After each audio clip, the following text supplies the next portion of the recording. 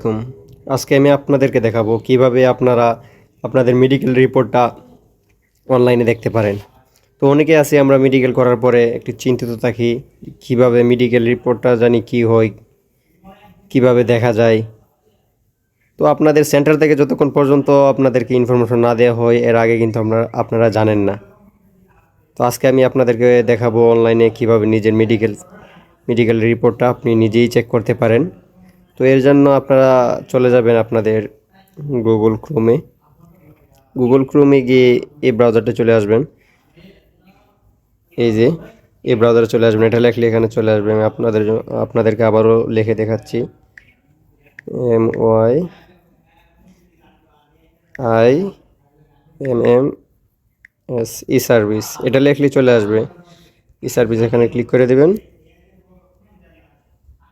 এটাতে চলে যাবেন। গিয়ে এখানে আপনাদের পাসপোর্ট নাম্বারটা দিয়ে দিবেন।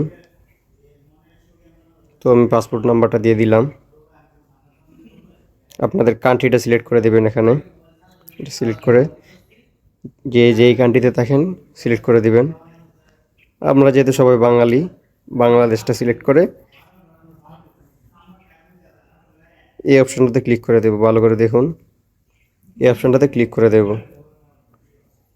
দেখতে পাচ্ছেন যে আমার 3টা মেডিকেল রিপোর্ট, মানে 3 বছরে 3টা রিপোর্ট আসছে, 3টাতে আলহামদুলিল্লাহ ফিট। এভাবে আপনারা আপনাদের মেডিকেলটা চেক করতে পারবেন। আপনাদের মেডিকেল রিপোর্টটা কি হয়েছে আপনাদের সেন্টার থেকে জানানোর আগেই আপনি জানতে পারবেন এখান থেকে।